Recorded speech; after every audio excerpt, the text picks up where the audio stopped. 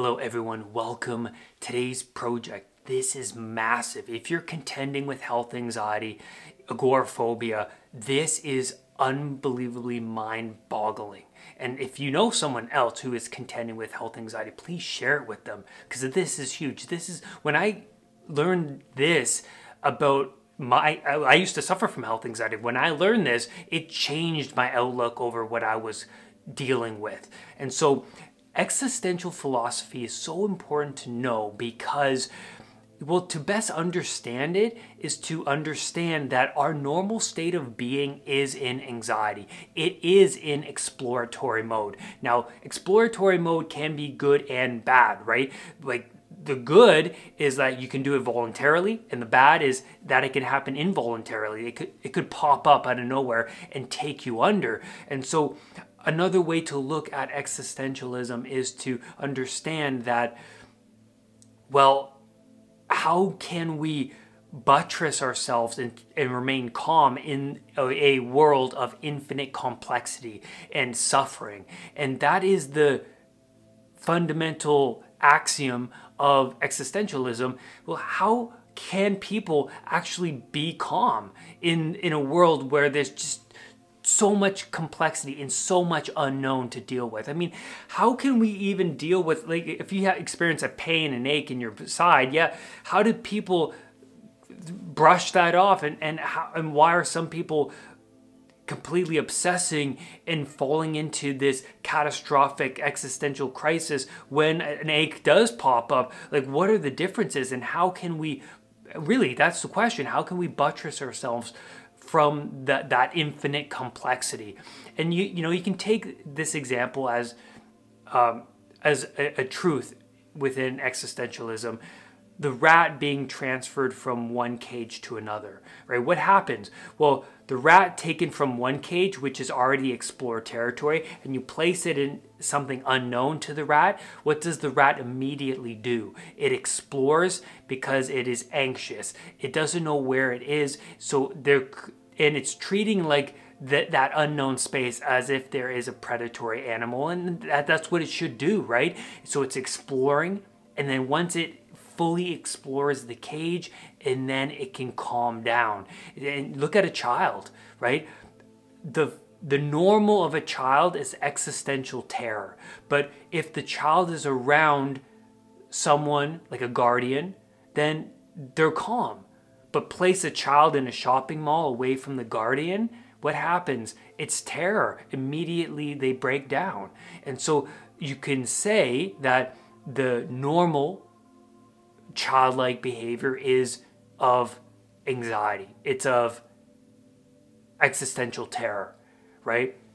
Because there's just too much unknown. We're vulnerable, and that's the thing about existential philosophy that I love so much, is that we know that we're vulnerable. We know that we can be hurt.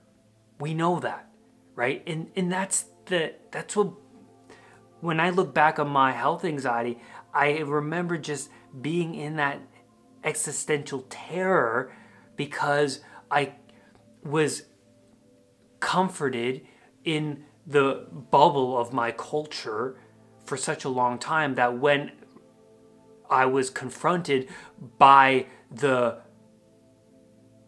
realism of existence, you know, coming in contact with real health concerns, coming into contact with my shadow, I understood that I'm not in a place that I thought I was. I thought I was in a place of comfort. I was comforted by family and culture and, you know, television and money or food, and I was satiated, and I felt like all my needs were being met through sex, alcohol, or marijuana, or whatever it was, right? And most of us do feel that way. But what happens when we actually come into contact with something that really, it's like an awakening, like we see in Siddhartha's story, the Buddha story.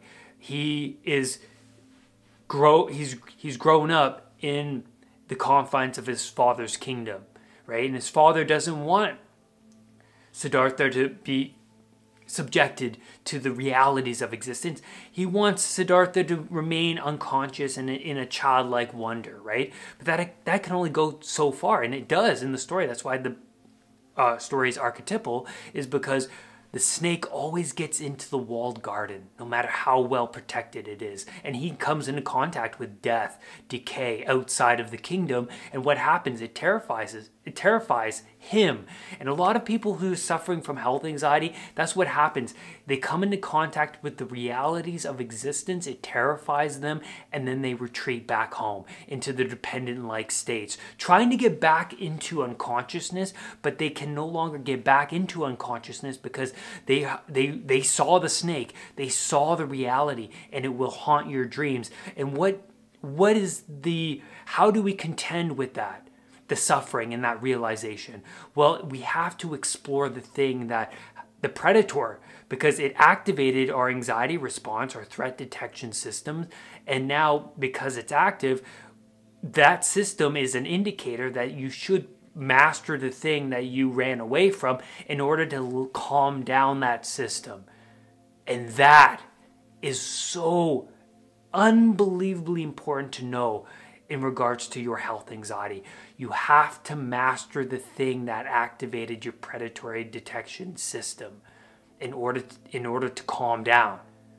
Why I love the Buddha story so much is because if you deprive people of optimal challenge and you satiate them to their heart's content, that they will unconsciously seek what's beyond the walls in order for something interesting to happen, because we are naturally exploratory creatures after all.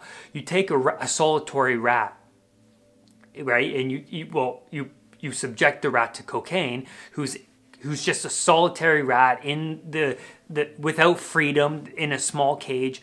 The rat is going to become easily addicted to the cocaine. Easily. But it's very difficult to addict a rat to cocaine if the rat is in their natural environment of freedom and with the community of rats, right? It's very, very difficult to make them addicted. So a lot of people are addicted nowadays in today's culture because of the lack of meaning and there's no optimal challenge. We're all satiated and all of our desires are being met through pornography or alcohol or sex or television. It's like we're depriving the community, we're depriving the people of optimal challenge. And that's where real meaning comes from. It is through optimal challenge, is through the weight of a burden. Because in Dostoevsky's book, Notes from Underground, he says that if you give everybody cake and you give them everything that they desire, they will unconsciously burn it down so that something interesting could happen, right? That's what human beings are like. No matter how comfortable you are, that's not good enough. We are sled dogs. We need a load to carry. And so to fully desensitize yourself from anxiety, you have to explore and you have to bear the load of the specific things that are making you sensitive and anxious in order to calm down. But you also build upon your bravery. You activate new exploratory circuits when you explore the things that make you anxious, and that encodes for new proteins, and you learn so much about yourself. That is so crucial to know. There is more to you than you know. That's what health anxiety sufferers need to know, is that you have to go out and face the things that you do not want to face in order to build upon your bravery, and that bleeds out. If you explore one thing and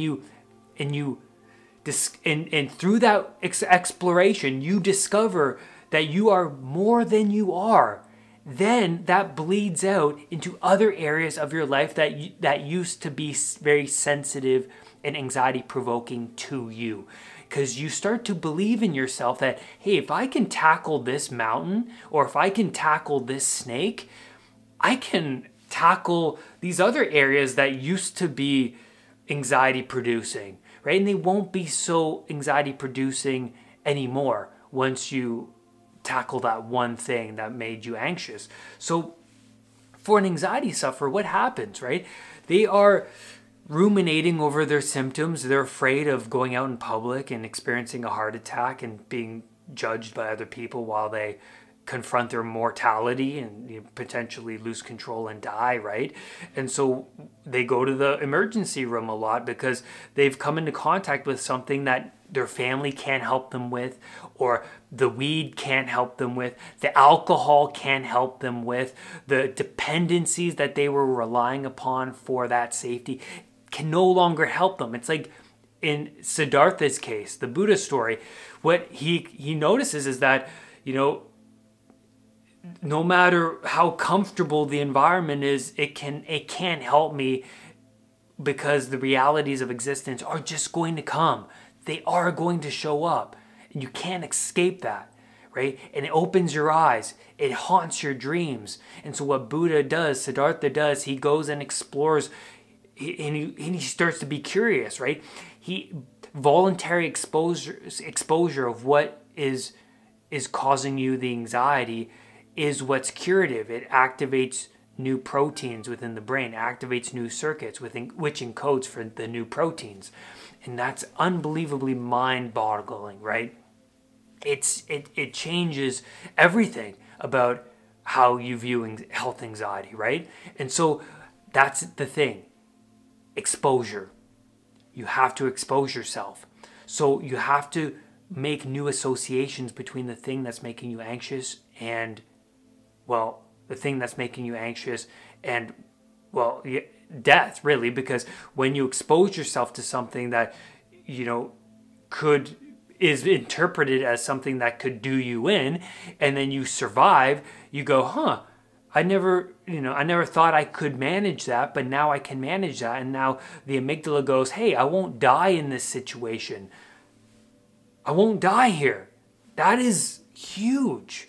The fact that the thing that you've been running away from can actually be confronted, and you can do that gradually. Just if showing up or doing it through imaginary exercises, just imagining the worst case scenario and the amygdala becoming bored of that, and then showing up into the environment, but not fully confronting it, just from a distance, and then the amygdala goes, hey, I can be here and not die. And then the amygdala gets bored, and then you can move closer, and then you stay there, and then you notice that, hey, I won't die here. And then you can do this not all in one day, but you can do it one day, and then maybe a few days later you take the next step, and then a few days later you can take the next step until you're face to face with the thing that is fearful, and then you go, oh my God, yeah, I'm not going to die here. New associations are now being created within the brain.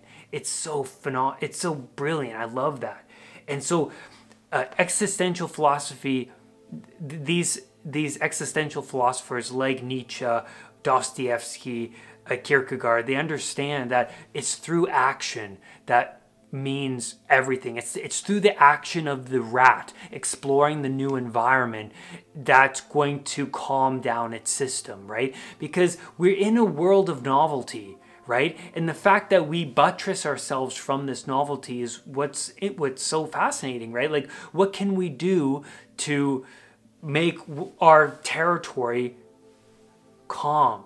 We have to explore it, right? When you move into a new apartment, what do? You explore every nook and cranny of the apartment through your actions, and then eventually, after a few days, you can start to sleep peacefully. You can start to calm down because a lot has been happening. A lot of people with anxiety who come to me, there's so much novelty in their life, there's so much unexplored territory that they don't know how to contend with all of it. And so through my coaching, I go, okay, let's start with one thing that we can explore so that you can lessen your anxiety. There's so much out there that you're contending with. No wonder you're so anxious, right? And so you have to build trust within yourself, right? Through exposure. You have to build trust. And I did that in many ways. Through just showing up in the environment that made me anxious, or doing difficult things like taking a cold shower. At first, when I would take that cold shower, I thought, oh my God, this is not healthy for me. My heart's racing. My nails are turning purple. Oh my God, and then so it's overwhelming to a health anxiety sufferer. But the more I would take the cold shower, even though it made me uncomfortable, the more I realized, hey, you know what? Even though my fingers are purple, even though my heart's racing, even though my skin is turning red, I'm not dying. I actually feel pretty good. And the brain starts to adjust and it starts to lessen its sensitivity over the thing that was making you anxious. It's bloody brilliant. And that's where I'm going to leave you on today's video. Thank you everybody for being here. Leave your comments below. What do you think about this? And rise above anxiety. I'll see you next time. Make sure you hit that subscribe button and that bell so that whenever a new video of mine appears, you will be one of the first to know. Namaste.